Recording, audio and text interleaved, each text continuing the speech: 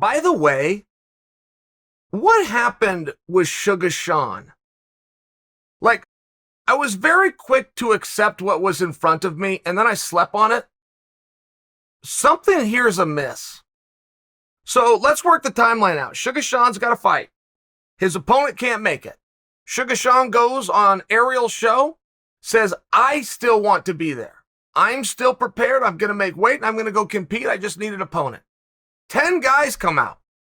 10 guys come out of the woodwork, rightfully so, wisely so, all volunteer their services. Sean Shelby goes with an unsigned athlete. Okay. I move on. And then I think about it a little bit. And I don't know that that was Sean's first choice. I don't have evidence otherwise. I know Sean a really long time, and the more I think about it, the more I'm starting to think those 10 guys who offered their services publicly said no privately. That's what I'm beginning to think, with no evidence. There was some discussion that some people wanted to fight Sean, but couldn't do it at the weight class of 135 pounds. And if you call a guy out, doesn't that mean that you agree on the weight class? If you call out a 35-pounder and say, I'll fight the 35-pounder, and you already have the date, you already have the opponent, you already know the rules prior to the call out, don't you have to do it at the weight class? Like, take myself, for example. I will fight Francis Ngannou right now. Any rules, any amount of money, any way you want to do it. At 170 pounds. I mean, do you see the problem?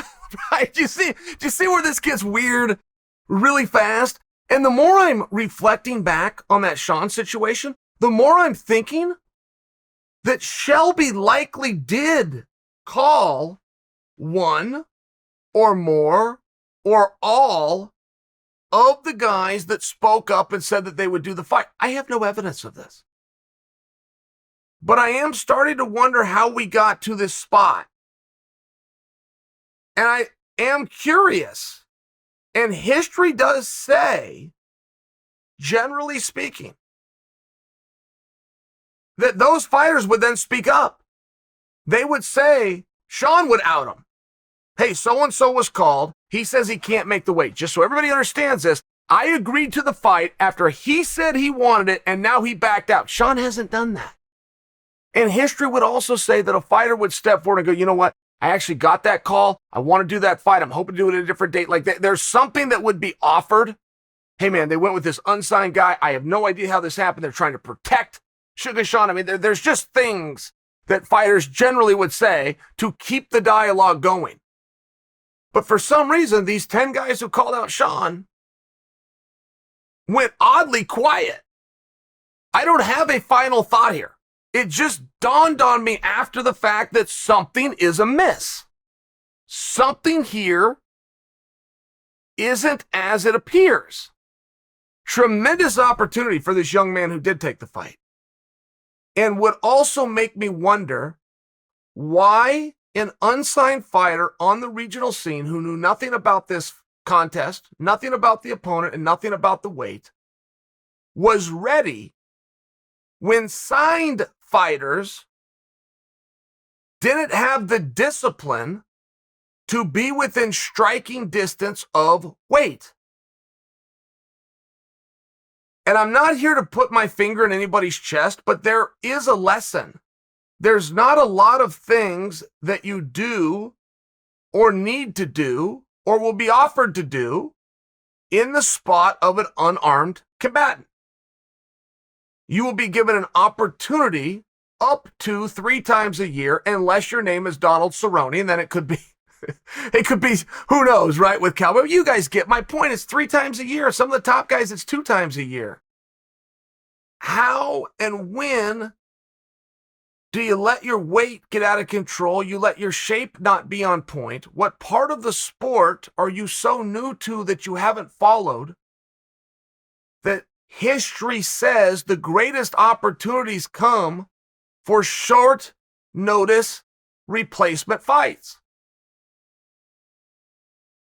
evidence being in front of us, the gentleman who just got elevated to the bigs to take on Sean in a televised pay-per-view portion of the card. Why was his hunger there?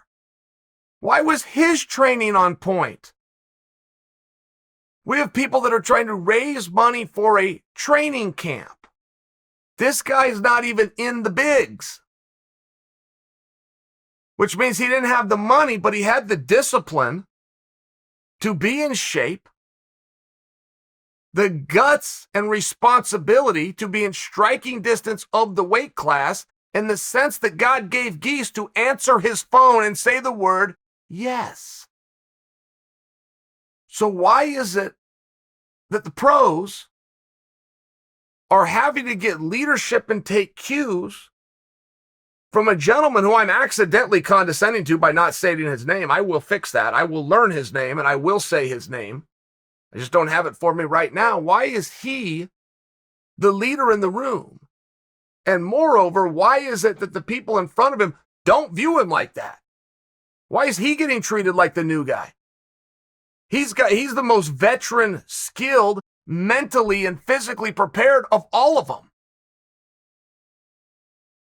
Why?